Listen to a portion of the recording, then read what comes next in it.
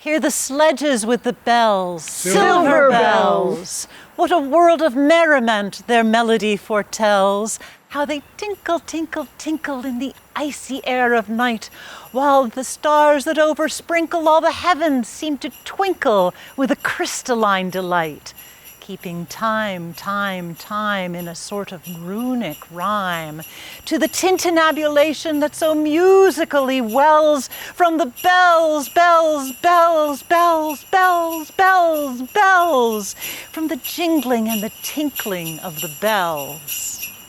Hear the mellow wedding bells, golden bells.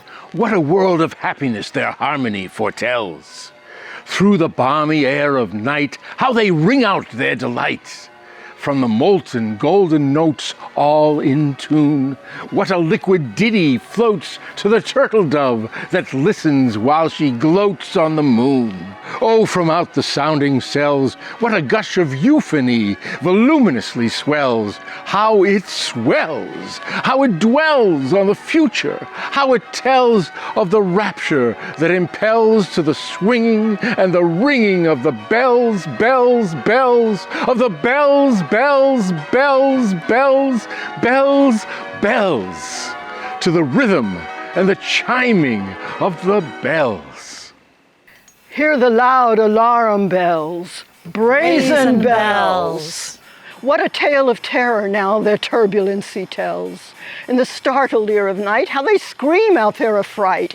Too much horrified to speak, they can only shriek, shriek out of tune, in a clamorous appealing to the mercy of the fire, in a mad expostulation with the deaf and frantic fire, leaping higher, higher, higher, with a desperate desire and a resolute endeavor now to sit or never by the side of the pale-faced moon. Oh, the bells, bells, bells. What a tale their terror tells of despair. How they clang and clash and roar. What a horror they outpour on the bosom of the palpitating air. Yet the ear it fully knows by the twanging and the clanging how the danger ebbs and flows. Yet the ear distinctly tells by the jangling and the wrangling how the danger sinks and swells by the sinking or the swelling in the anger of the bells, of the bells, bells, bells, of the bells, bells, bells, bells, bells, bells, bells. And the clamor and the clangor of the bells. Hear the tolling of the bells, iron bells. What a world of solemn thought their monody compels.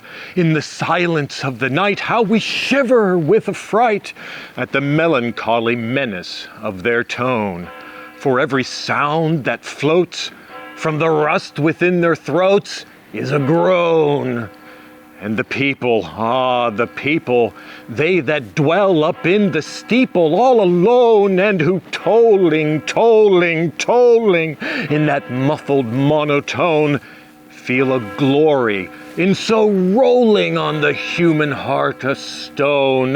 They are neither man nor woman, they are neither beast nor human, they are ghouls! And their king it is who tolls, and he rolls, rolls, rolls, rolls a paean from the bells, and his merry bosom swells as he dances and he yells, keeping time, time, time, in a sort of runic rhyme to the paean of the bells, keeping time, time, time, in a sort of runic rhyme to the throbbing of the bells, bells, bells, to the sobbing of the bells, keeping time, time, time, in a sort of runic rhyme, to the rolling of the bells, of the bells, bells, bells, to the tolling of the bells, of the bells, bells, bells, bells, bells, bells, bells, to the moaning and the groaning of the bells.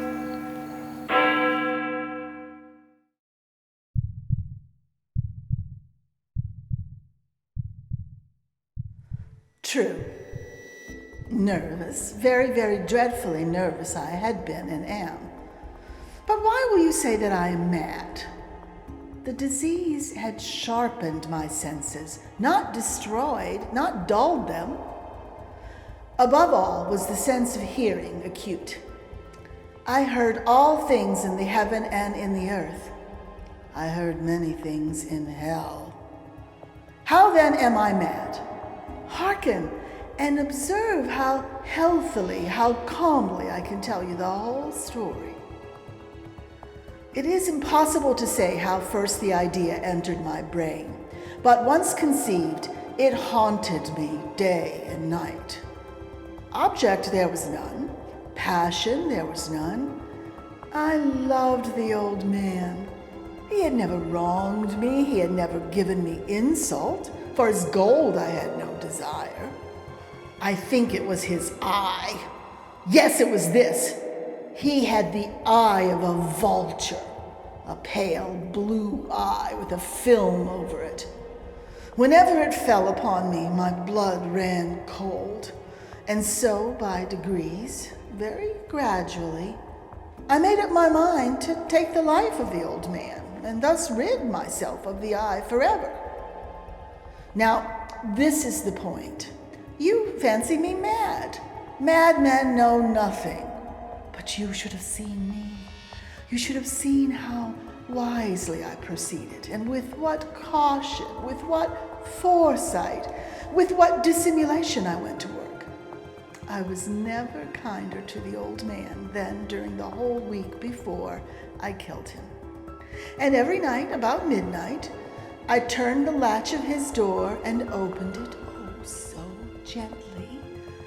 And then, when I had made an opening sufficient for my head, I put in a lantern, all closed close so that no light shone out.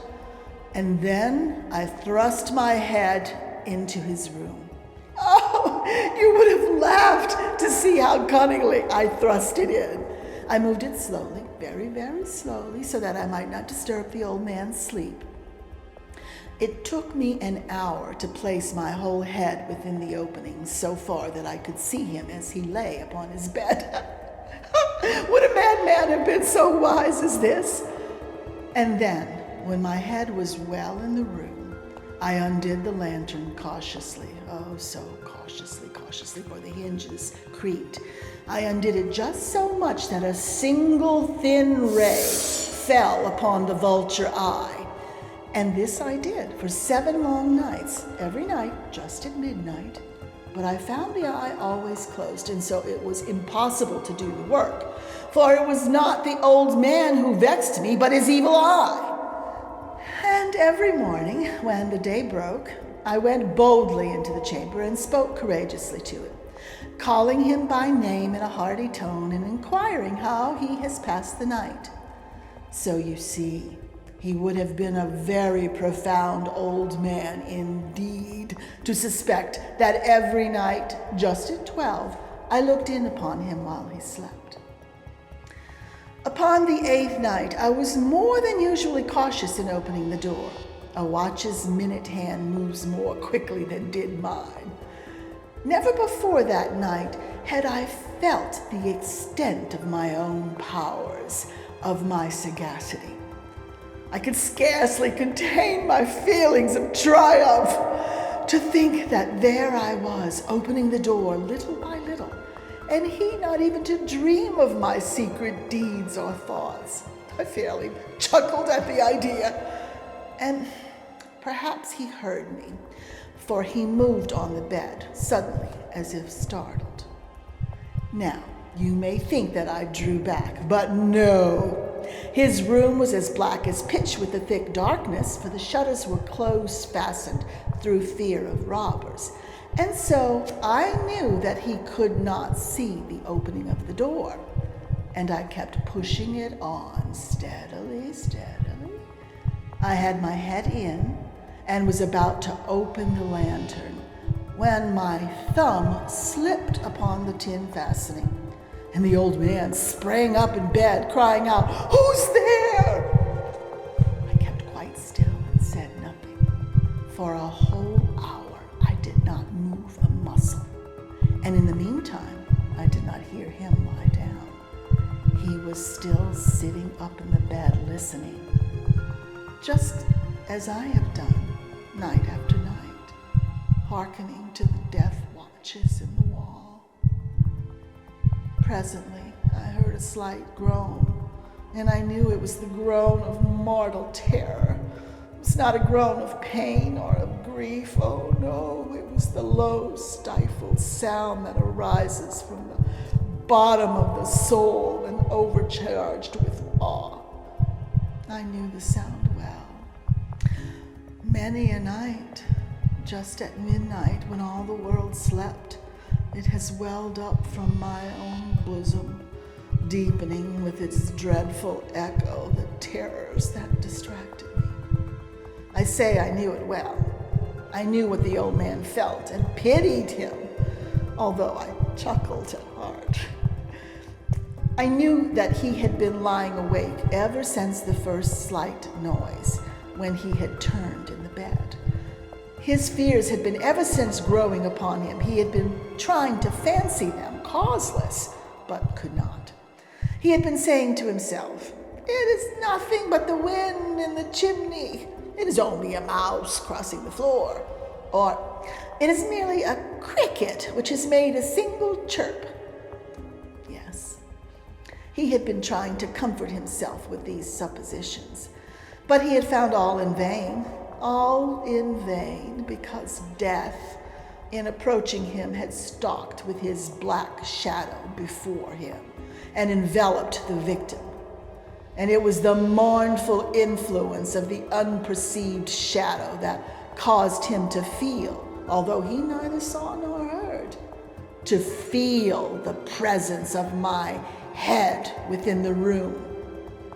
When I had waited a long time, very patiently, without hearing him lie down, I resolved to open a very, very little crevice in the lantern. So I opened it. You cannot imagine how stealthily, until at length a simple dim ray, like the thread of the spider, shot out from the crevice and fell full upon the vulture eye. It was open, wide open, and I grew furious as I gazed upon it. I saw it with perfect distinctness, all a dull blue with a hideous veil over it that chilled the very marrow in my bones. But I could see nothing else of the old man's face or person, for I had directed the ray as if by instinct, precisely upon the damned spot. And have I not told you that what you mistake for madness is but over-acuteness of the sense? Now I say, there came to my ears a low, dull, quick sound, such as a watch makes when enveloped in cotton. I knew that sound well, too. It was the beating of the old man's heart. It increased my fury as the beating of a drum stimulates the soldier into courage. But even yet, I refrained and kept still. I scarcely breathed. I held the lantern motionless. I tried how steadily I could maintain the ray upon the eye. Meantime, the hellish tattoo of the heart increased. It grew quicker and louder every instant. The old man's terror must have been extreme. It grew louder, I say, louder every moment. Do you mark me well? I have told you that I am nervous, so I am. And now, at the dead hour of the night, amid the dreadful silence of that old house, so strange a noise noise as this excited me to uncontrollable terror. Yet, for some minutes longer I refrained and stood still. But the beating grew louder, louder. I thought the heart must burst. And now a new anxiety seized me. The sound would be heard by a neighbor. The old man's hour had come. With a loud yell, I threw open the lantern and leapt into the room. He shrieked once, only once. In an instant, I dragged him to the floor and pulled the heavy bed over him. And then I smiled gaily to find the deed so far done. But for many minutes, I heard the heart beat on with a muffled sound. This, however, did not vex me. It would not be heard through the wall. At length, it ceased. The old man was dead. I removed the bed and examined the corpse. Yes, he was stone dead. I placed my hand upon the heart and held it there many minutes. There was no pulsation. He was stone dead. His eye would trouble me no more. If you think me mad still, you will think so no longer when I describe the wise precautions I took for the concealment of the body. The night waned, and I worked hastily, but in silence. First of all, I dismembered the corpse. I cut off the head and the arms and the legs. I then took up 3 planks from the flooring of the chamber and deposited all between the scantlings. I then replaced the board so cleverly, so cunningly, that no human eye, not even his, could have detected anything wrong. There was nothing to wash out, no stain of any kind, no blood spot whatever. I had been too wary for that. A tub had caught all. When I had made an end of these labors, it was 4 o'clock, still dark as midnight. As the bells sounded the hour, there came a knocking at the street door. I went down to open it with a light heart, for what had I now to fear? There entered 3 men who introduced themselves with perfect suavity as officers of the police. A shriek had been heard by a neighbor during the night. Suspicion of foul play had been aroused. Information had been lodged at the police office, and they, the officers, had been deputed to search the premises. I smiled, for what had I to fear? I bade the gentleman welcome. The shriek, I said, was my own in a dream. The old man, I mentioned, was absent in the country. I took my visitors all over the house. I bade them search well. I led them at length to his chamber. I showed them his treasures, secure, undisturbed. In the enthusiasm of my confidence, I brought chairs into the room and desired them here to rest from their fatigues, while I myself, in the wild audacity of my perfect triumph, placed my own seat upon the very spot beneath which reposed the corpse of the victim. The officers were satisfied. My manner had convinced them I was singularly at ease. They sat, and while I answered cheerily, they chatted of familiar things. But ere long, I felt myself getting pale and wished them gone. My head ached, and I fancied a ringing in my ears, but still they sat and still chatted. The ringing became more distinct. It continued and became more distinct. I talked more freely to get rid of the feeling, but it continued and gained definiteness. Until at length I found that the noise was not within my ears. No doubt I now grew very pale, but I talked more fluently and with a heightened voice. Yet the sound increased, and what could I do? It was a low, dull, quick sound, and much such a sound as a watch makes when enveloped in cotton. It gasped for breath, and yet the officers heard it not. I talked more quickly, more vehemently, but the noise steadily increased. I arose and argued about trifles in a high key and with violent gesticulations, but the noise steadily increased. Why would they not be gone? I paced the floor to and fro with heavy strides, as if excited to fury by the observations of the men. But but the noise steadily increased. Oh God, what could I do? I foamed, I raved, I swore. I swung the chair upon which I had been sitting and grated it upon the boards, but the noise arose over all and continually increased. It grew louder, louder, louder, and still the men chatted pleasantly and smiled.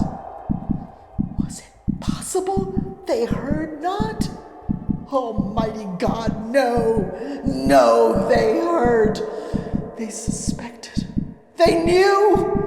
They were making a mockery of my horror. This I thought and this I think. But anything was better than this agony. Anything was more tolerable than this derision. I could bear those hypocritical smiles no longer.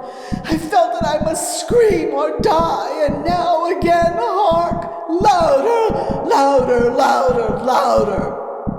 Villains, I shrieked, dissemble no more. I admit the deed and tear up the planks. Here, here. It is the beating of his hideous heart.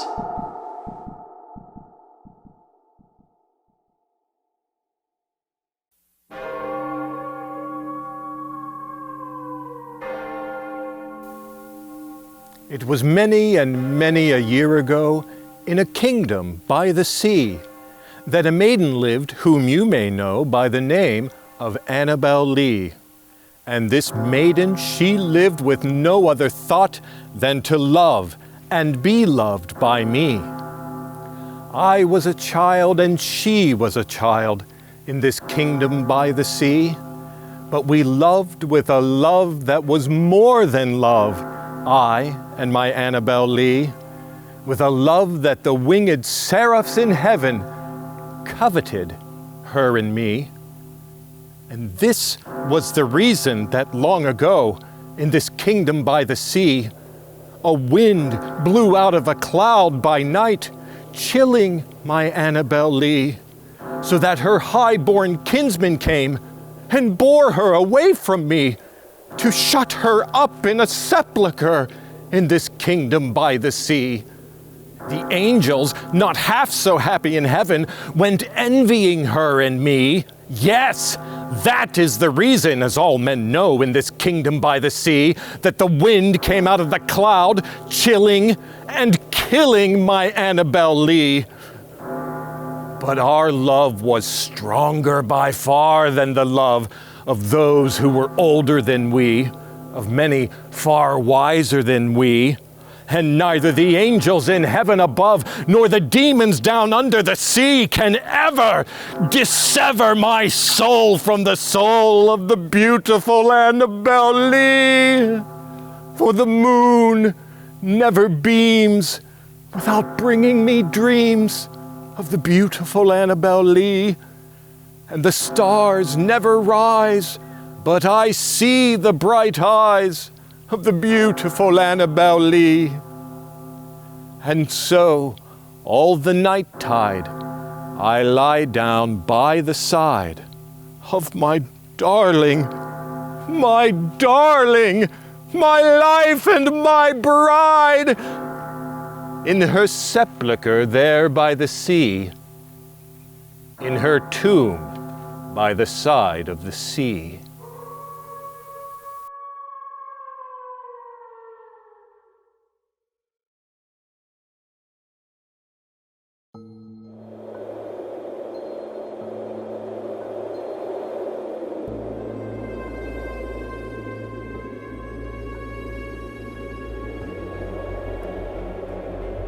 To be buried while alive is, beyond question, the most terrific of extremes which has ever fallen to the lot of mere mortality.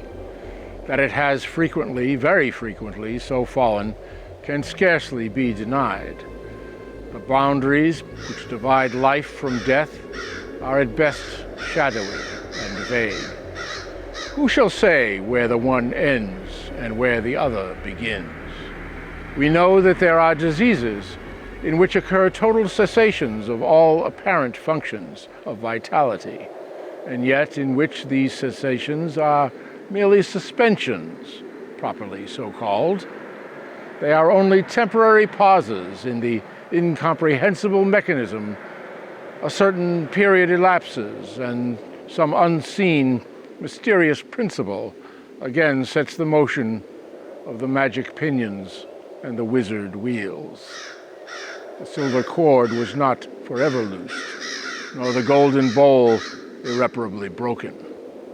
But where, meantime, was the soul? It may be asserted without hesitation that no event is so terribly well adapted to inspire the supremeness of bodily and mental distress as is burial before death.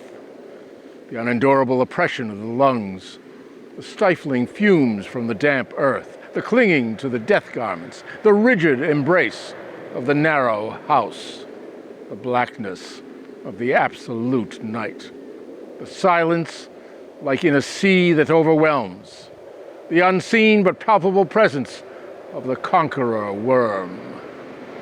We know of nothing so agonizing upon earth. We can dream of nothing half so hideous in the realms of the nethermost hell. What I have now to tell you is of my own actual knowledge, of my own positive and personal experience. For several years, I had been subject to attacks of the singular disorder which physicians have agreed to term catalepsy, in default of a more definitive title.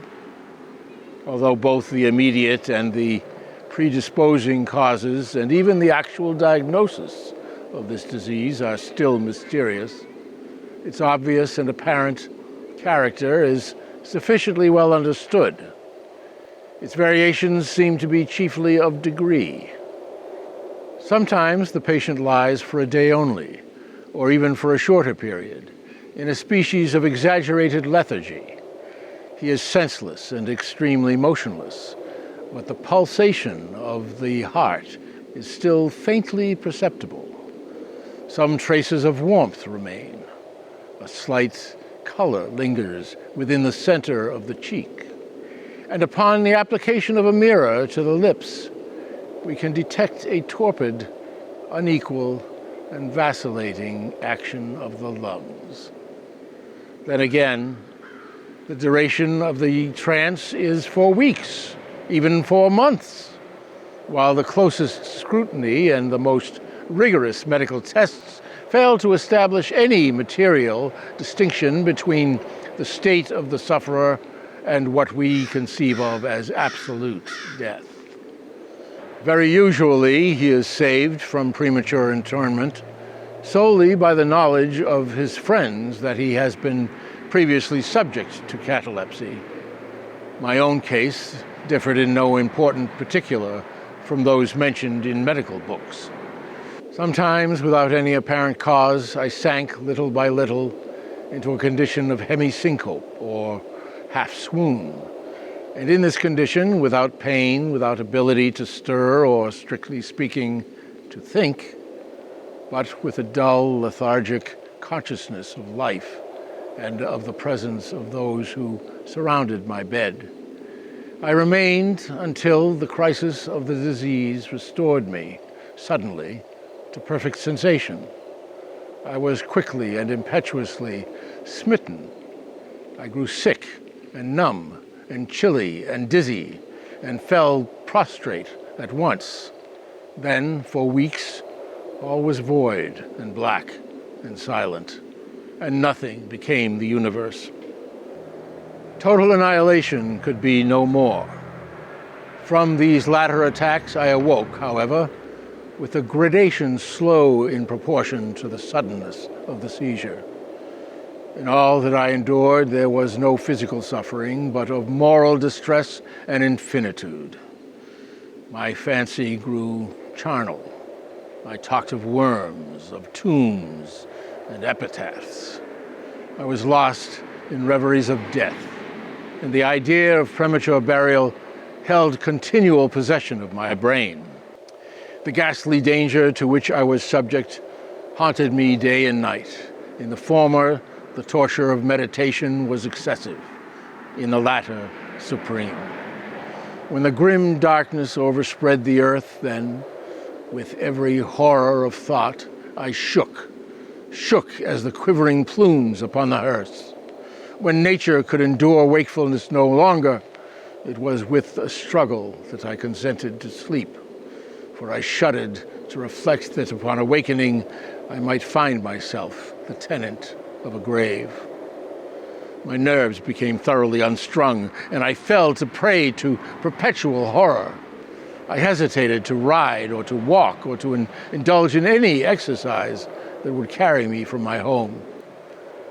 In fact, I no longer dared trust myself out of the immediate presence of those who were aware of my proneness to catalepsy, lest, falling into one of my usual fits, I should be buried before my real condition could be ascertained. I entered into a series of elaborate precautions. Among other things, I had the family vault so remodeled as to admit being readily opened from within. The slightest pressure upon a long lever that extended far into the tomb would cause the iron portal to fly back. The coffin intended for my reception was warmly and softly padded and was provided with a lid fashioned upon a principle of the vault door, with the addition of springs, so contrived that the feeblest movement of the body would be sufficient to set it at liberty. Besides all this, there was suspended from the roof of the tomb a large bell, the rope of which, it was designed, should extend through a hole in the coffin, and so be fastened to one of the hands of the corpse. There arrived an epoch, as often before there had arrived, in which I found myself emerging from total unconsciousness into the first feeble, indefinite sense of existence, slowly, with a tortoise gradation, approached with the faint gray dawn of the physical day, a torpid uneasiness, an apathetic endurance of dull pain. Then, after a long interval, a ringing in the ears. Then, after a lapse of still longer, a prickling or tingling sensation in the extremities. At length, the slight quivering of an eyelid, and immediately thereupon, an electric shock of terror, deadly and indefinite, which sends the blood in torrents from the temples to the heart. And now, the first positive effort to think. And now, the first endeavor to remember. I feel that I am not awakening from an ordinary sleep. I recollect that I have been subject to catalepsy. And now at last, as if by the rush of an ocean, my shuddering spirit is overwhelmed by one grim danger, by the one spectral and ever-prevalent idea. For some minutes after this fancy prepossessed me, I remained without motion. And why? I could not summon the courage to move. I dare not make the effort which was to satisfy me of my fate. And yet there was something in my heart which whispered me it was sure. Despair, such as no other species of wretchedness ever calls into being. Despair alone urged me, after long irresolution, to uplift the heavy lids of my eyes. I uplifted them. It was dark, all dark.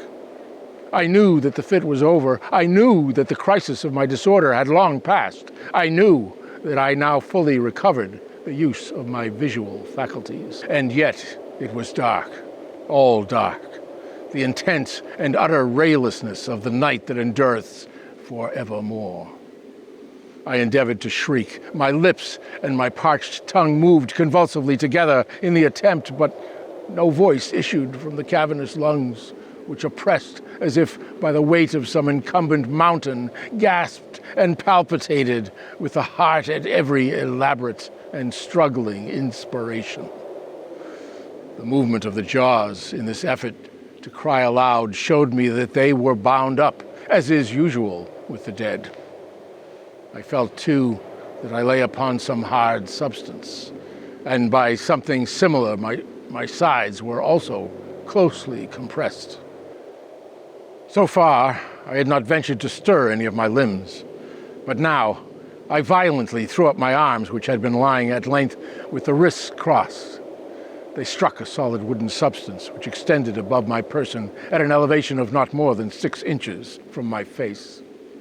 I could no longer doubt that I reposed within a coffin at last. And now, amid all my infinite miseries, came sweetly the cherub hope. For I thought of my precautions. I writhed and made spasmodic exertions to force open the lid. It would not move. I felt my wrists for the bell rope. It was not to be found. And now the comforter fled forever, and a still sterner despair reigned triumphant, for I could not help perceiving the absence of the paddings which I had so carefully prepared. And then, too, there came suddenly to my nostrils the strong, peculiar odor of moist earth. The conclusion was irresistible. I was not within the vault. I had fallen into a trance while absent from home, while among strangers. When or how, I could not remember. But it was they who had buried me as a dog, nailed up in some common coffin and thrust deep, deep, and forever into some ordinary, nameless grave. As this awful conviction forced itself thus into my innermost chambers of my soul, I once again struggled to cry aloud, and in this second endeavor I succeeded. A long, wild, continuous shriek or yell of agony resounded through the realms of the subterranean night. "Hello! Hello there!" said a gruff voice in reply. "What the devil's the matter now?" said a second. "Get out of that," said a third. "What do you mean by yowling in that there kind of style, like a catamount?" said a fourth. And hereupon I was seized and shaken without ceremony for several minutes by a junto of very rough-looking individuals. They did not arouse me from my slumber, for I was wide awake when I screamed, but they restored me to the full possession of my memory. This adventure occurred near Richmond in Virginia. Accompanied by a friend, I had proceeded upon a gunning expedition, some miles down the banks of the James River. Night approached, and we were overtaken by a storm. The cabin of a small sloop, lying at anchor in the stream and laden with garden mold, afforded us the only available shelter. We made the best of it and passed the night on board. I slept in one of the only 2 berths in the vessel, and the berths in a sloop of 60 or 20 tons need scarcely be described.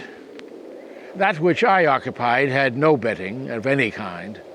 Its extreme width was 18 inches. The distance of its bottom from the deck overhead was precisely the same. I found it a matter of exceeding difficulty to squeeze myself in. Nevertheless, I slept soundly, and the whole of my vision, for it was no dream and no nightmare, arose naturally from the circumstances of my position, from my ordinary bias of thought, and from the difficulty to which I have alluded of collecting my senses, and especially of regaining my memory for a long time after awakening from a slumber. The men who shook me were the crew of the sloop, and some laborers engaged to unload it. From the load itself came the earthy smell. The bondage about my jaws was a silk handkerchief in which I had bound up my head in default of my customary nightcap. The tortures endured, however, were indubitably quite equal for the time to those of actual sepulture. They were inconceivably hideous. But out of evil proceeded good, for their very excess wrought in my spirit an inevitable revulsion.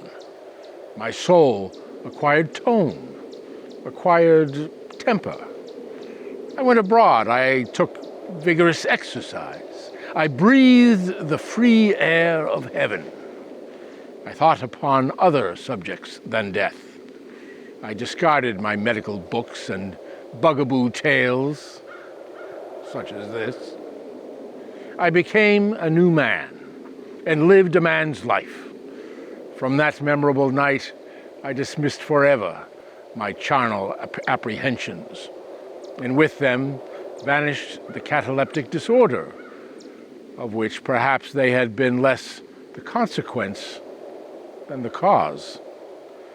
There are moments when, even to the sober eye of reason, the world of our sad humanity may assume the semblance of a hell. But the imagination of man is no Carathis to explore with impunity its every cavern. Alas, the grim legion of sepulchral terrors cannot be regarded as altogether fanciful, but like the demons in whose company Ephraisab made his voyage down the Oxus, they must sleep, or they will devour us. They must be suffered to slumber, or we perish.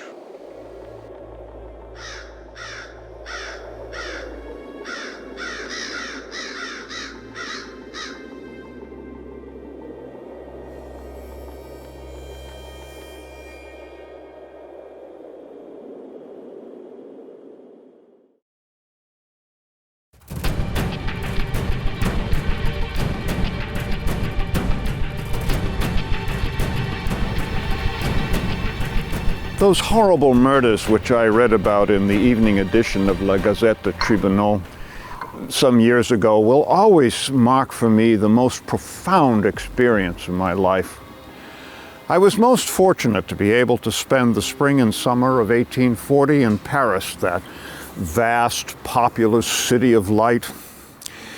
And during that time, I became acquainted with one Monsieur C. Auguste Dupin, a gentleman of an excellent and indeed illustrious family.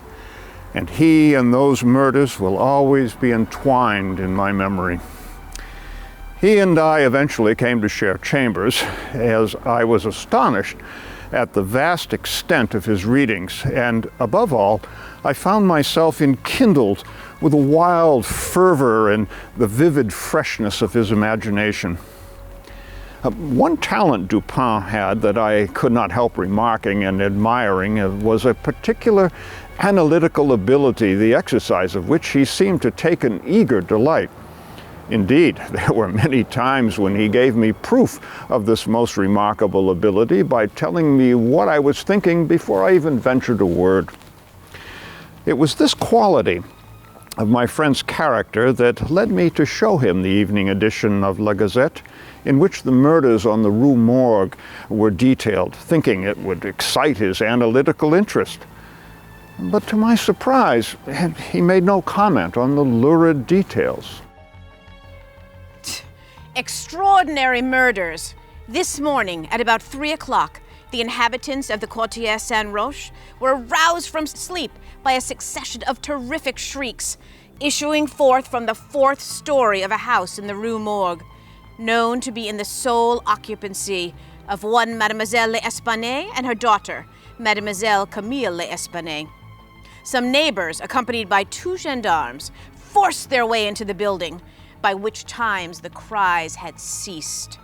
But they reported hearing 2 or more rough voices in angry contention that seemed to proceed from the upper part of the house. Before the party reached the 2nd landing, these sounds also had ceased, and all was perfectly quiet. At a large back chamber in the 4th story, the door was forced open, and a horrible spectacle presented itself. The apartment was in the wildest disorder. The furniture was broken and strewn about. A bed was thrown from its bedstead into the middle of the room. On a chair lay a razor, besmeared with blood.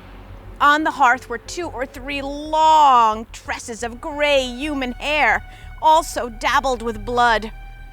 Upon the floor were found 4 Napoleons, an earring of topaz, 3 large silver spoons, and 2 bags containing nearly 4,000 francs in gold.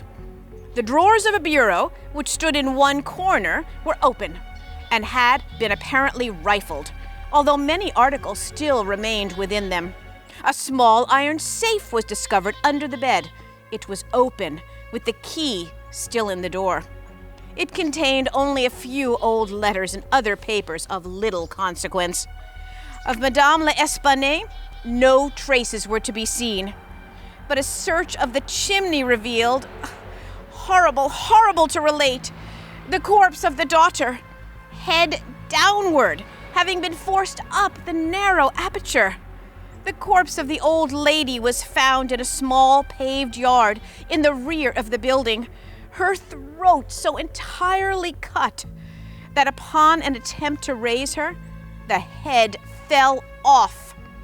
To this horrible mystery, there is as yet, we believe, no clue. I'm surprised, my friend, that you take no interest in these extraordinary events. I'm sure that the police, with their usual cunning, will soon get to the bottom of it. The next day's papers had additional particulars, which I also shared with Dupin. The tragedy of the Rue Morgue. Many individuals have been examined in relation to this most extraordinary and frightful affair. But nothing whatever has transpired to throw light upon it. Upon questioning, the prefect of police has informed us that many witnesses have been examined. Oh, Monsieur, what do you know? Tell us what you know. Our investigation has produced these facts. 2 ladies had lived in the house 6 years. Witnesses had seen the daughter only some 5 or 6 times. The 2 lived an exceedingly retired life, were reported to have money. I heard it said among the neighbors that Madame L. told fortunes. They did not believe it. Had never seen any person enter the door except the old lady and her daughter, a porter once or twice, a physician some 8 or 10 times. Monsieur, a physician some 8 or 10 times? Many other persons, neighbors, gave evidence to the same effect. No one was spoken of as frequenting the house. It was not known whether there were any living connections of Madame L. and her daughter. Oh, what about the house, Monsieur? The shutters were in front of the windows, and they were seldom opened. Those in the rear were always closed, with the exception of the large back room, 4th story. The house was a good house, rather old. Who were the witnesses, Monsieur Prefect? We elicited much material testimony from witnesses. Pauline Dubourg, laundress. Laundress. I knowed both ladies for 3 years. I washed for 'em. The old lady and her daughter seemed on good terms. Quite affectionate with each other they was. It were good pay. They say the old lady put a lot of money by. Never saw nobody in the house. No servant I could see. Pierre Moreau, tobacconist. Tobacconist. I have been selling small quantities of tobacco and snuff to Madame l'Espanaye for nearly 4 years. Madame and her daughter have lived in the house for more than 6 years. The house was the property of Madame l'Espanaye. She had had tenants some years ago, but became dissatisfied with the abuse of the premises and decided not to let any portion of the house anymore. The old woman was childish.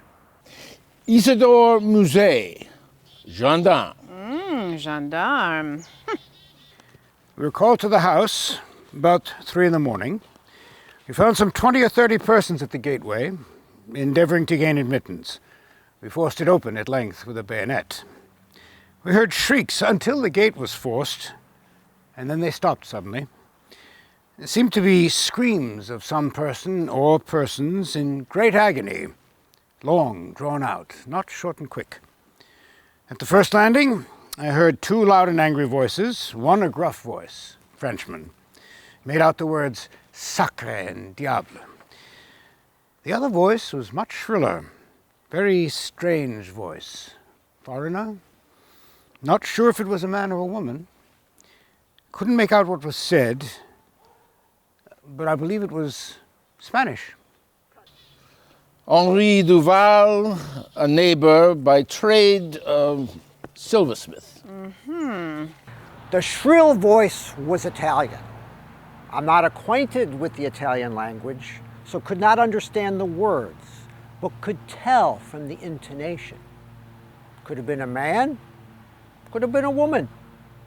Odenheimer, a restaurateur, a native of Amsterdam, not speaking French, was examined through an interpreter. The gruff voice was a Frenchman, said repeatedly sacré, du diable, and once mon Dieu. Mon Dieu. He claimed that the shrill voice was also a Frenchman, said it sounded fearful and angry, unequal. He couldn't distinguish the words. Said the voice was harsh, not so much shrill as harsh.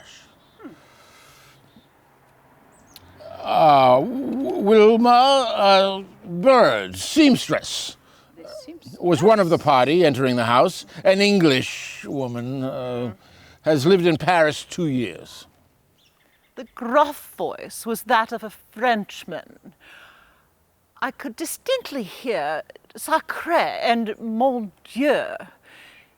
The shrill voice was very loud, louder than the gruff one. Could have been a woman's voice. It certainly was not an Englishman.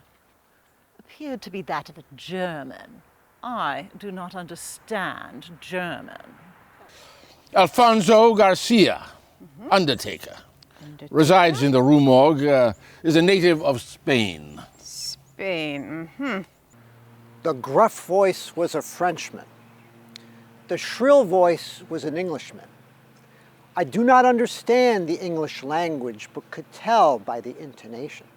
Alberto Montani, confectioner, an Italian.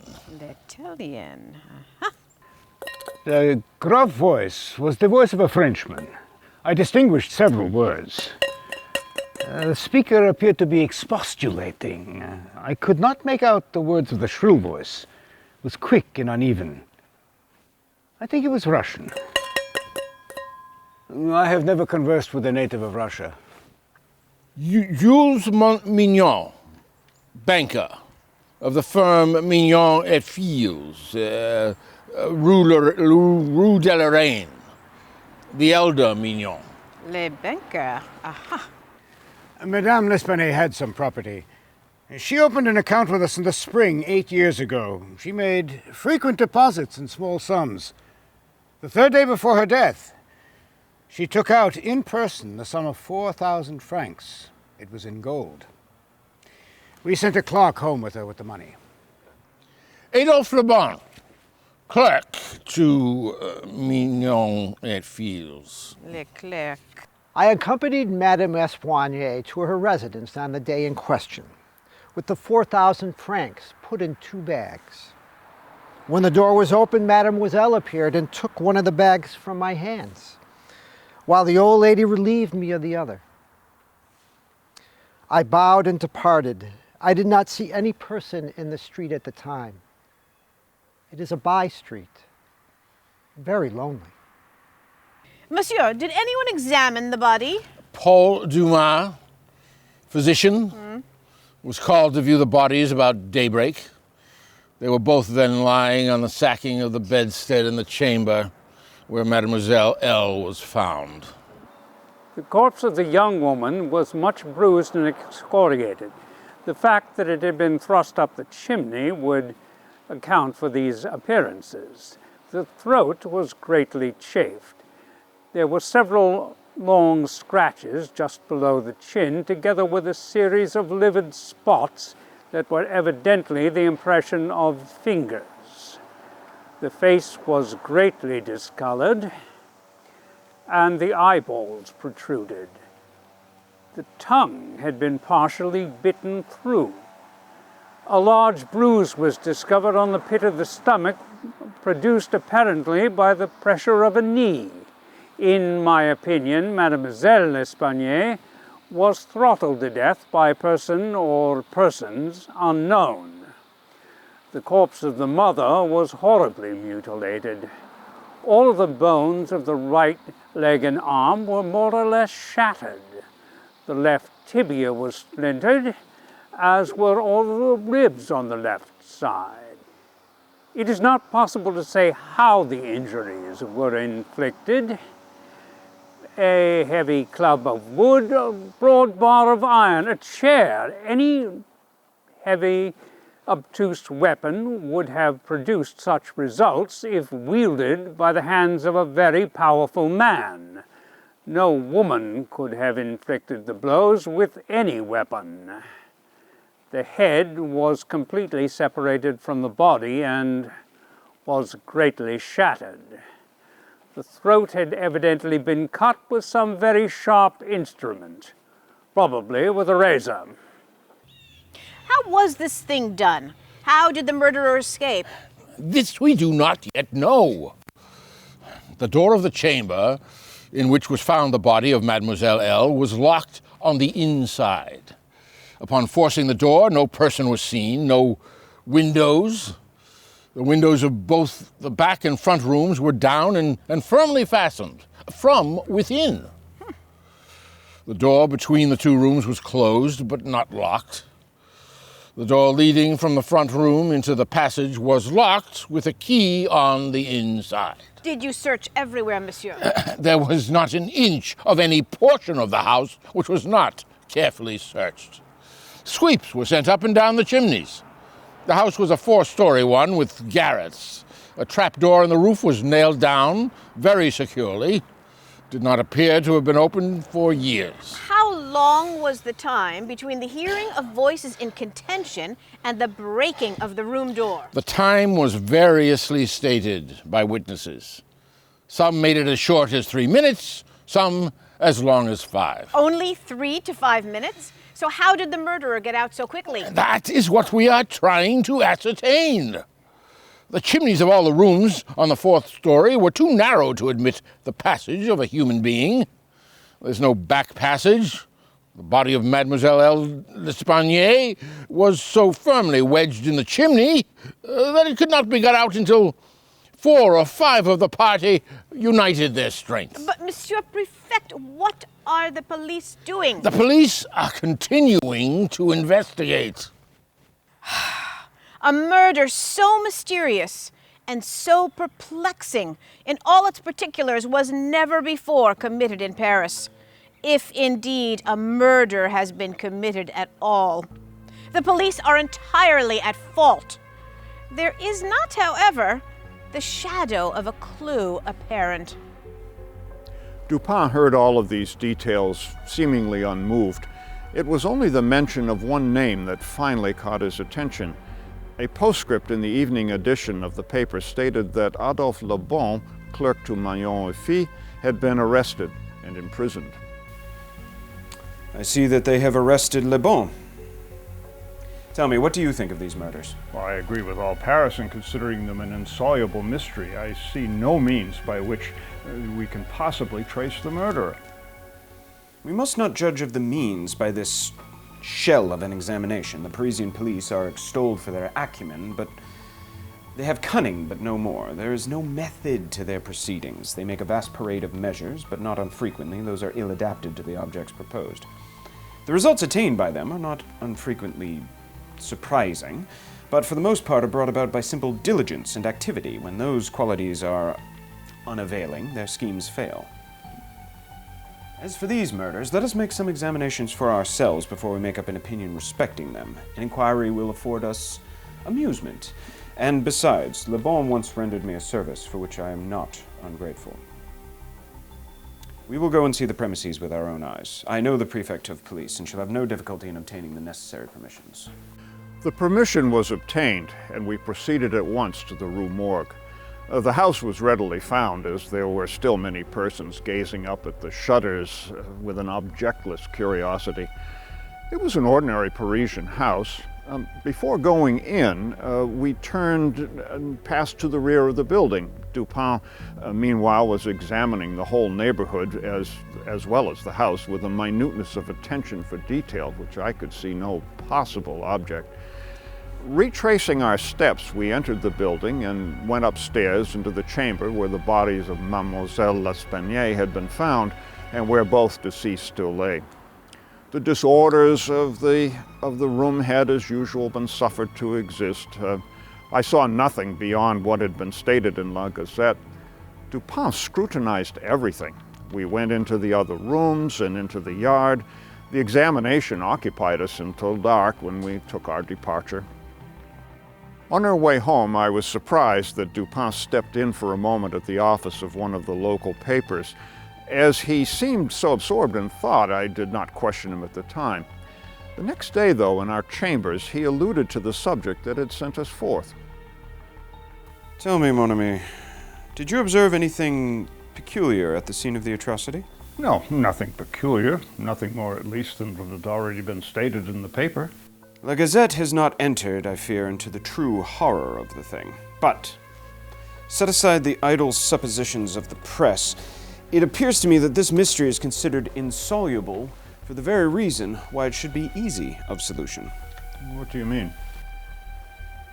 I mean for the outre character of its features. The police are confounded by the seeming absence of motive, not for the murder itself, but for the atrocity of the murder.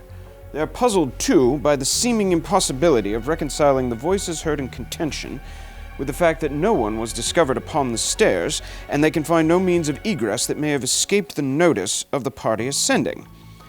The wild disorder of the room, the corpse thrust with its head downward up the chimney, the frightful mutilation of the body of the old lady, all of these considerations have paralyzed the powers of the police and put into question their boasted acumen.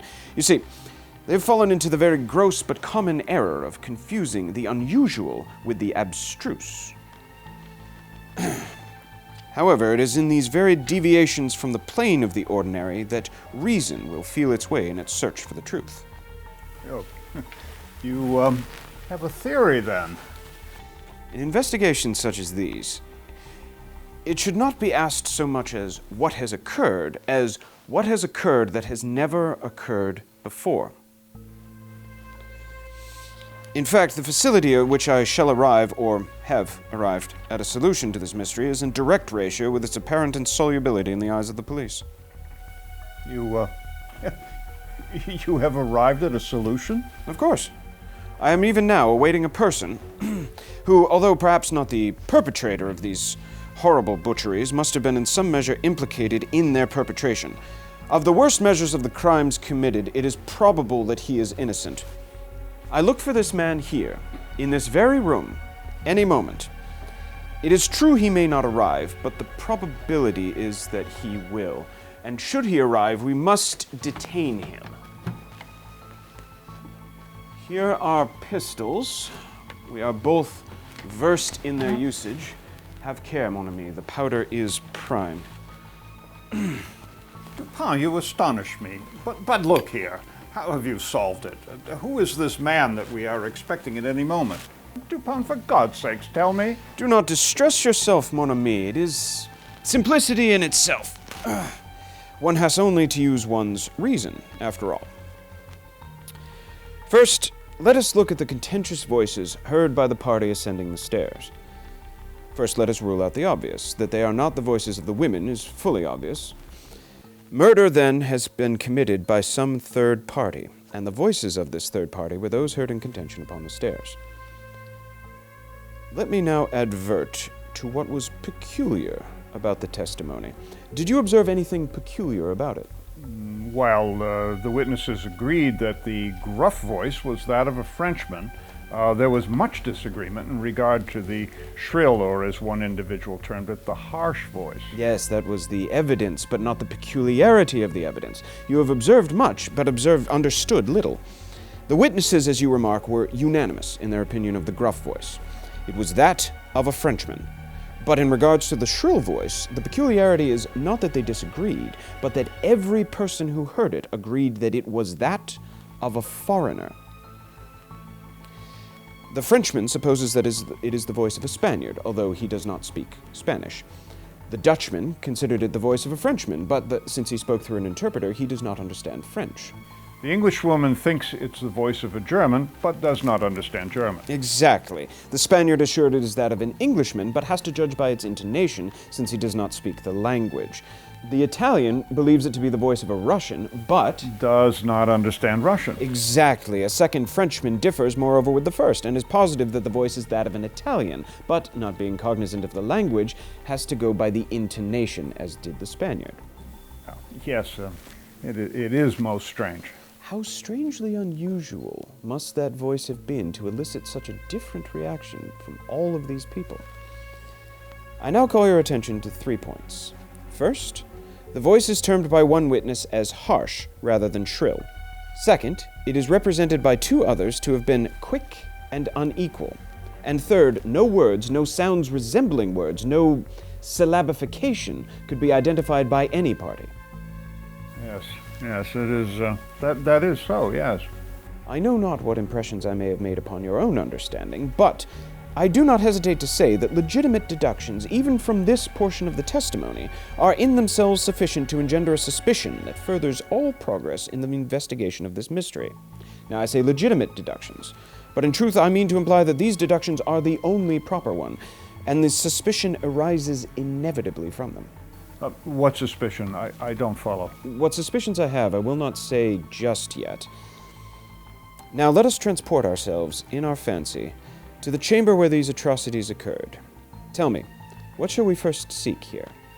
I would say, how did the murderer escape? I confess I am at a total loss. How indeed? Needless to say, neither of us believe in preternatural events. Madame and Mademoiselle L'Espanaye were killed not by spirits, but by some material thing, and therefore that material must have escaped materially. Yes, of course, but for the life of me, I don't see how. Well, let us examine all possible modes of egress. It is clear that the assassins were in the room where Mademoiselle L'Espanaye was found, or at least in the room adjoining when the party ascended the stairs. It is then only from these 2 apartments that we need to seek issues. The police have laid bare the floors, the ceilings, and the walls in every direction. No secret issue could have escaped their vigilance, but not trusting to their eyes, I undertook my own investigation. And? There were no secret issues. Of course. First, consider the doors. Could the murderers have escaped through the doors? No, by no means. Both doors leading from the rooms into the passage were securely locked, and the keys were inside. Second, then, let us turn to the chimneys. These, though of normal width, for about 8 to 10 feet above the hearth, would not admit the body of a large cat. Thus, you will agree, mon ami, egress by either of these 2 means is an impossibility. Yes, certainly. Then third, we must examine the windows. Now, no one could have escaped through the windows of the front room, as that overlooks the street and would be viewed by the crowd outside. Yes, that is true. The murderers, then, must have passed through the windows of the back room. Yes, they must. But how? The windows were both securely locked from the inside. There are 2 windows in the back chamber. One is wholly unobstructed by furniture and is completely visible. The lower portion of the other is hidden from view by the head of an unwieldy bedstead that is thrust up close against it. The unobstructed window was found securely fastened from within. It resisted the utmost force of anyone attempting to raise it. How was it fastened? A large gimlet hole had been pierced through the side and a nail driven in to secure it. Upon examining the other window, a similar nail was found similarly fitted in it, and a vigorous attempt to raise that sash failed as well. Yes, the police determined this. That is where the police made their first mistake. They were entirely satisfied that egress could not have been made through these windows, and so it was thought unnecessary to withdraw the nails and endeavor to raise the sash. My own examination was somewhat more particular. You see, mon ami, reason does not allow us to reject a conclusion simply because of its seeming impossibility. I proceeded to think thus. A posteriori, the murderers did escape from one of these windows. Oh, but hang it, Dupin, both windows were locked from the inside. Oh, you are right. They could not have refastened the sashes from the inside, as they were found fastened. This is the consideration which put to a stop, by its obviousness, to the scrutiny of the police in this matter. Yet the sashes were fastened. They must, therefore, have the ability to fasten themselves. Oh, how can that be? Surely not. There's no escape from this conclusion. I stepped to the unobstructed casement, withdrew the nail with some difficulty, and attempted to raise the sash. It resisted all of my efforts, as I had anticipated. A hidden spring, I thought, therefore must exist. I felt around the back end of it for a bit, and located the hidden spring. Pressing it, and I was able to upraise the sash. A hidden spring? Then that's the answer. Not so fast, mon ami. I replaced the nail and regarded it attentively. A person passing out through this window might have reclosed it and the spring would have caught, but the nail would not have been replaced. Of course, the nail would have had to be replaced since it was so found. The conclusion was plain, and again narrowed the field of my investigation. The assassins must have escaped through the other window. Supposing then that the springs upon the sashes to be the same, as was probable, there must be a difference between the nails. Getting upon the sacking of the bedstead, I looked out over the headboard minutely at that second casement. Pressing my hand down behind the board, I readily discovered and pressed the spring, which was, as I had supposed, identical in character with its neighbor. I now looked at the nail. It was as stout as the other, and apparently fitted in the same manner, driven in nearly to the head. That is puzzling. You will say that I was puzzled, but then you have misunderstood the nature of the inductions. There is no flaw in any link of my chain of reasoning. I had traced the secret to its ultimate result, and that result was the nail. There must be something wrong, I said, about the nail. I touched it, and the head, with about 1/4 of an inch of the shank, came off in my fingertips. The rest of the shank was in the gimlet hole where it had been broken off. The fracture was an old one. I now carefully replaced the head portion in the indentation whence I had taken it, and the resemblance to a perfect nail was complete. The fissure was completely invisible. Pressing the spring, I raised the sash for a few inches, and the head went up with it. I lowered the sash, and voila! The nail once again had the appearance of being whole. So the nail is the key to the whole riddle. Oh, Dupont, that is amazing. The police completely missed that. The riddle so far was thus unriddled. The assassin had escaped through the window which looked upon the bed. Dropping of its own accord upon the exit, the window had become fastened by the spring, and the nail dropped back into place. It was the operation of the spring, not the nail, which had been mistaken by the police, and further inquiry was thus considered unnecessary. Well, so far, so good. I'm with you. But then how did he descend from the 4th story? Yes, that is the next question. The mode of descent. Upon this point, I had been satisfied with my walk with you around the building. You recall, do you not, that about 5.5 feet from the casement in question there runs a lightning rod? A lightning rod? Yes, I do vaguely recall seeing something of that sort. But what does that signify? No one could have reached the window from this rod, to say nothing of entering it. You think not. But you, like the police, did not closely observe the shutters, as I did. Shutters?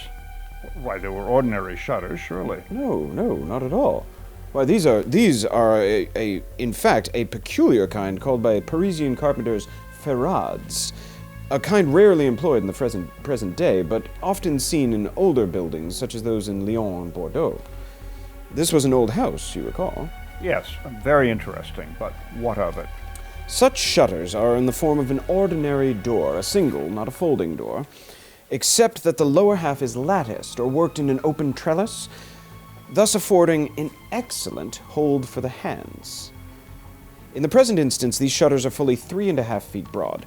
When we saw them at the rear of the house, they were both about half open. That is to say, they stood off at right angles from the wall.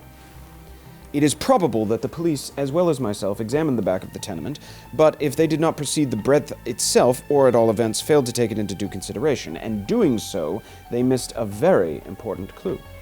How so? It was clear to me that if the shutters belonging to the window at the head of the bed would, if swung fully from the wall, come within 2 feet of that lightning rod. It was also evidenced by the exertion of an unusual degree of activity and courage. An entrance to the window from the rod might thus have been effected. If we suppose that the shutter was open to its full extent, the robber may have taken a firm grasp upon the trellis work. Letting go of his hold upon the rod, he would swing himself toward the building and, should the window be open, have access to the room. Yes, I see. That is possible. Now, I wish you to bear specifically in mind that I have spoken of a very unusual degree of agility and activity as requisite to success in so hazardous and difficult a feat. It is my design to show you first that the thing might have been accomplished, but second and chiefly to impress upon your understanding the very extraordinary, almost preternatural character of the agility required to accomplish it.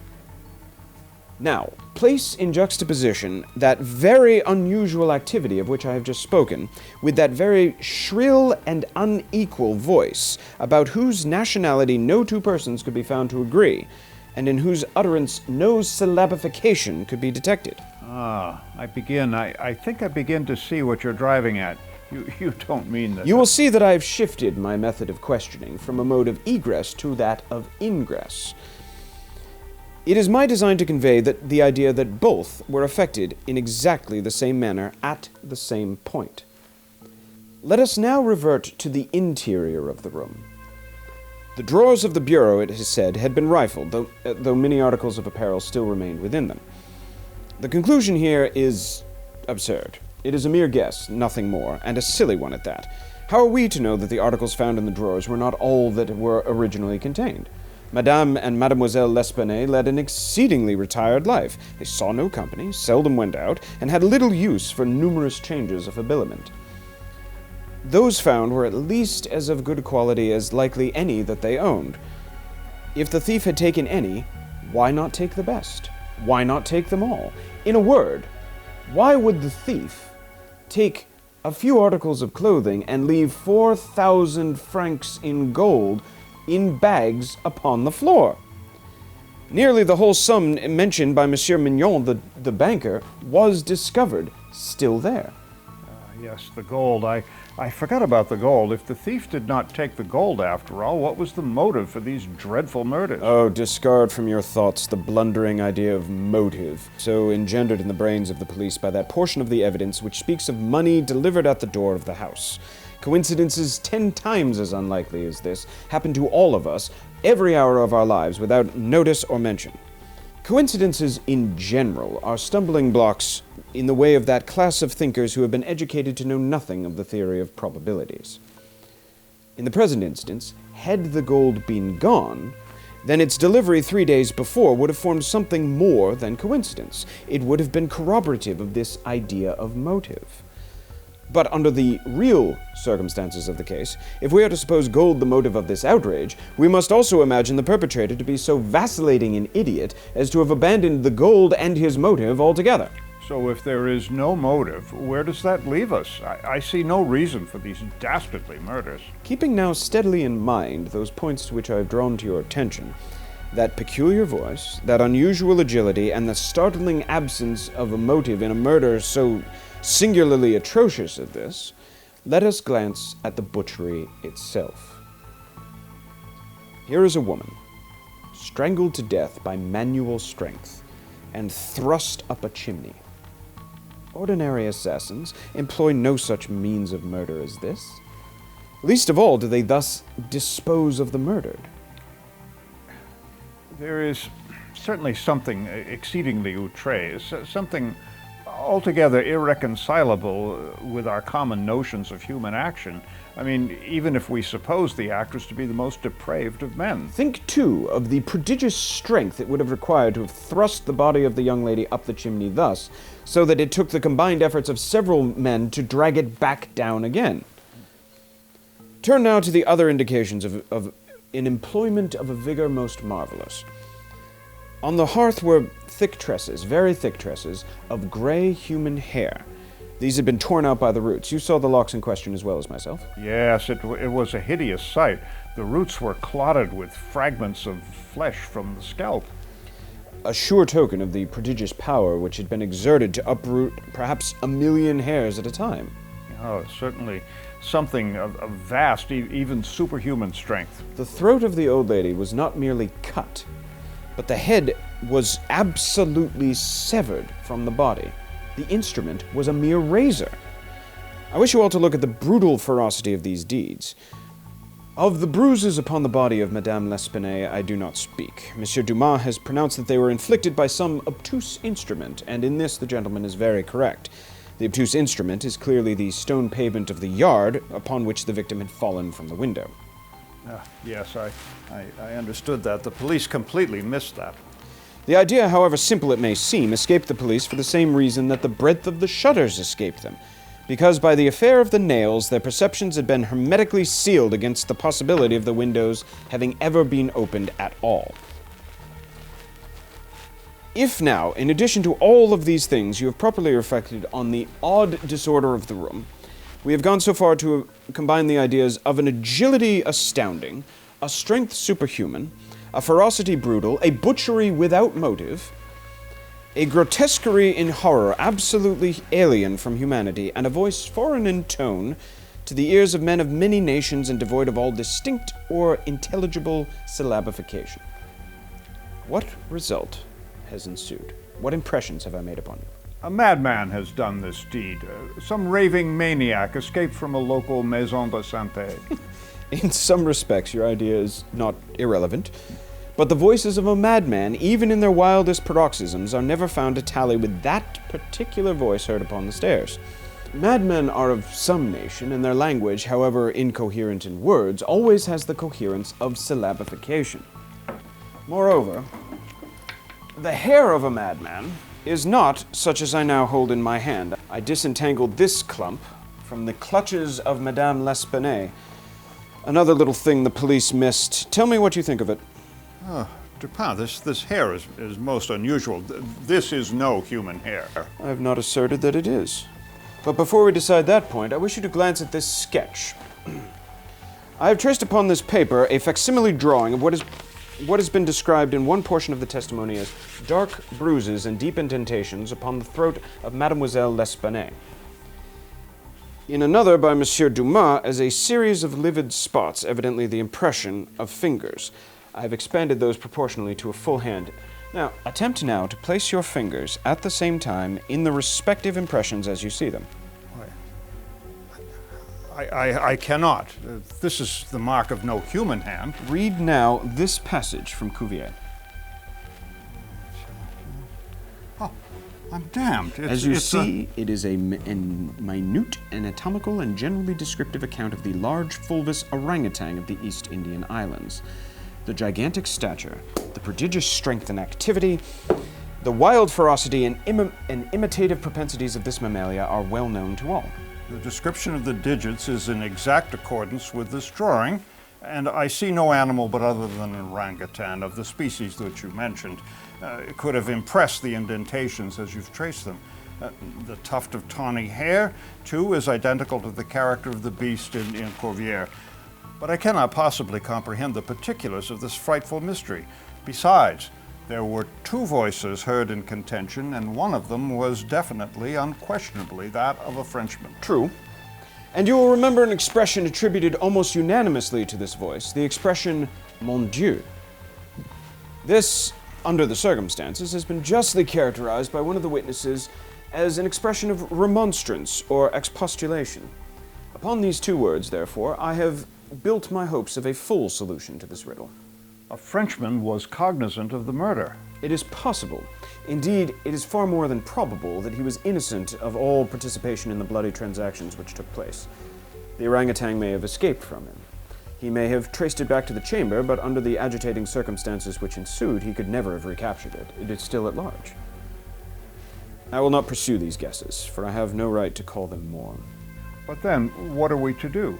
If the Frenchman in question is, indeed, as I suppose, innocent of this atrocity, then this advertisement which I left last night upon our return home at the office of Le Monde, a paper devoted to the shipping interest and much sought by sailors, will bring him to our residence. Caught in the Bois de Boulogne, early yesterday morning, a very large tawny orangutan of the Bornese species. The owner, who is ascertained to be a sailor belonging to a Maltese vessel, may have the animal again upon identifying it satisfactorily and paying a few charges arising from its capture and keeping. Call it number 17, Rue de Dubois, Faubourg Saint-Germain, at 3 p.m. How is it possible that you could know that the man is a sailor and belonging to a Maltese vessel? Well, I do not know it. I am not sure of it. Here, however, is a piece of ribbon, which, from its form and its greasy appearance, has evidently been used in tying the hair in one of those long queues of which the sailors are so fond. Moreover, this knot is unique to the Maltese. I picked up the ribbon at the foot of the lightning rod. It could not have belonged to either of the deceased. The police, of course, did not notice it. But will he reply to the advertisement? Even if he is innocent of the murder, he may be fearful that he'll be arrested and... Well, he will naturally hesitate, but he will reason thus. I am innocent. I am poor. My orangutan is of great value, a fortune of itself. Why should I lose it? Here it is within my grasp. It was found in the Bois de Boulogne, far away from the scene of the butchery. How can it ever be suspected that my beast did the deed? Should they even trace the animal, it would be impossible to prove me involved in the murder. Above all, I am known. The advertiser designates me as the possessor of the beast. I am not sure to what limit his knowledge may extend. Should I avoid claiming a beast of such great value, which it is known that I possess, I will render the animal liable to suspicion. It is not my policy to attract attention either to myself or to the beast. I will answer the advertisement, get the orangutan, and keep it close until this matter has blown over. Be ready with your pistols, but neither show it nor use it until I get the word. Come in. Bonjour. Sit down, my friend. I suppose you must have called about the orangutan. I must say, I do envy you. A remarkably fine and no doubt very valuable animal. How old do you suppose him to be? Oh, I have no way of telling. Perhaps 4 or 5 years old. Interesting. Do you have him here? Oh, no, we have no conveniences for holding him here. He is in a livery stable down on the Rue du Bourg. You can get him in the morning. Of course, you are prepared to identify your property. To be sure I am, sir. Well, good. I shall be very sorry to part with him. I don't mean that you should be at all this trouble for nothing, sir. Couldn't expect it. I'm quite willing to pay a price for your trouble. Within reason, of course. Well, that is very fair indeed. To be sure, let me see. What do I want? Ah. You will tell me all you know about the murders in the Rue Morgue. Oh, my friend, please, sit. You are alarming yourself unnecessarily. Please, we mean you no harm. I swear upon my honor as a gentleman and that of a Frenchman. I know that you are not involved in the murders. However, it will not do to say that you are not in some way implicated in them. From what I have already said, you know that I have some measure of information in this matter. Now, the thing stands thus. You have done nothing which you could have avoided, nothing which certainly renders you culpable. You are not even guilty of robbery, where you may have robbed with impunity. You have nothing to conceal. On the other hand, you are bound by every principle of honor to reveal what you know. An innocent man now stands in prison for a crime of which you may point out the perpetrator. So help me God, I'll tell you all I know of this affair. But you will not believe the half of it. But still, I am an innocent man, and will make a clean breast of it, even if I die for it. I lately made a voyage to the Indian archipelago. A party of us landed in Borneo, and went into the interior for an excursion of pleasure. Myself and a mate captured the orangutan. My mate died some time later. And so, after great trouble on the voyage home, I got it lodged safely at my own residence in Paris to avoid attracting any unpleasant curiosity of my neighbors. I kept it carefully secluded until such time as I should recover from a wound in the foot received from a splinter on board ship. I hoped to sell it, you see. Well, I was coming home from a frolic with my mates in the morning of them murders, and I found the beast in my own bedroom.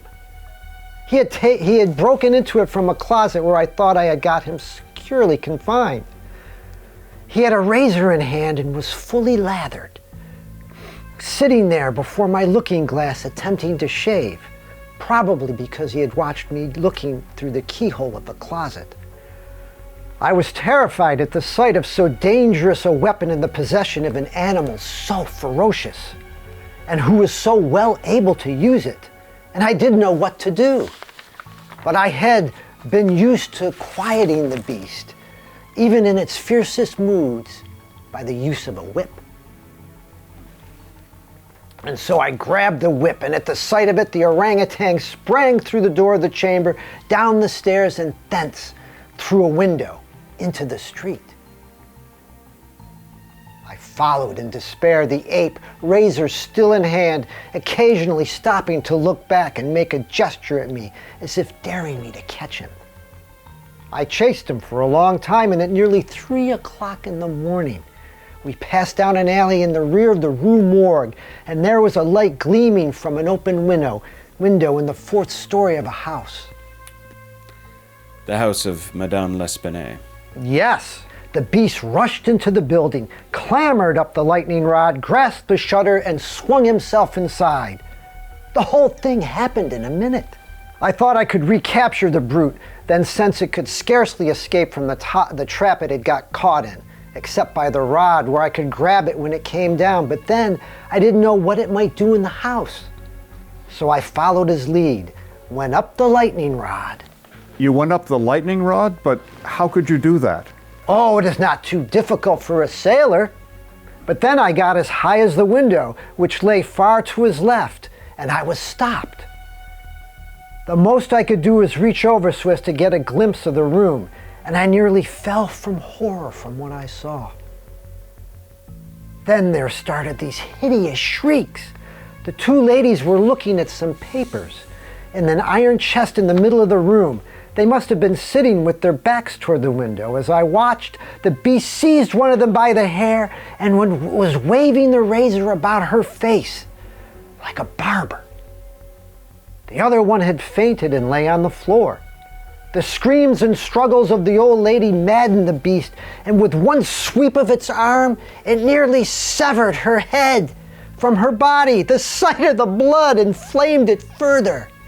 Gnashing its teeth and flashing fires from its eyes, it flew upon the body of the girl and sank its talon into her throat until she expired.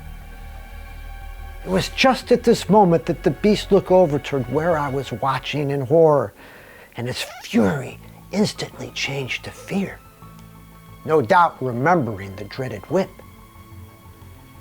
It ran about the chamber furiously, throwing down and breaking the furniture, dragging the bed from the bedstead.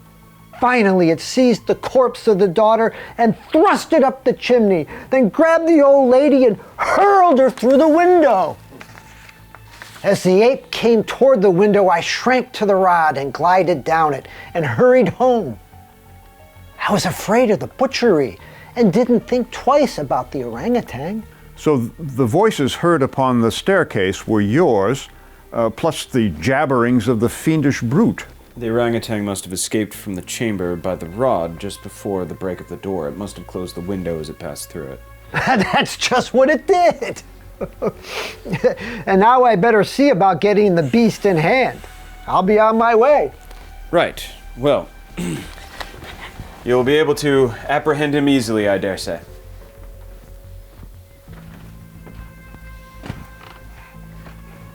And that is what happened. And our sailor friend reaped a very large sum for it at the Jardin des Plantes. And when Dupin related the circumstances to the prefect of police, Le Bon was instantly released, and not without some acerbic comments from that functionary.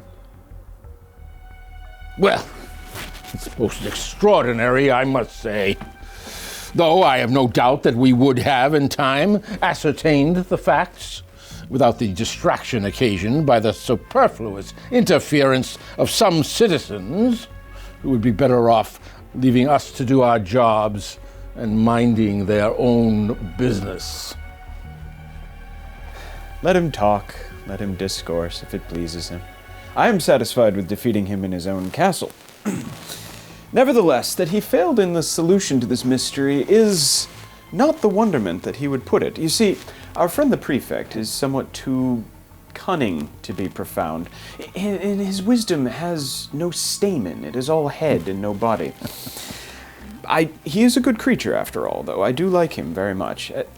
In particular, I do like his one master stroke of cant, for which he has a reputation of ingenuity. And that is? I mean the way he has of denying what is and explaining what is not.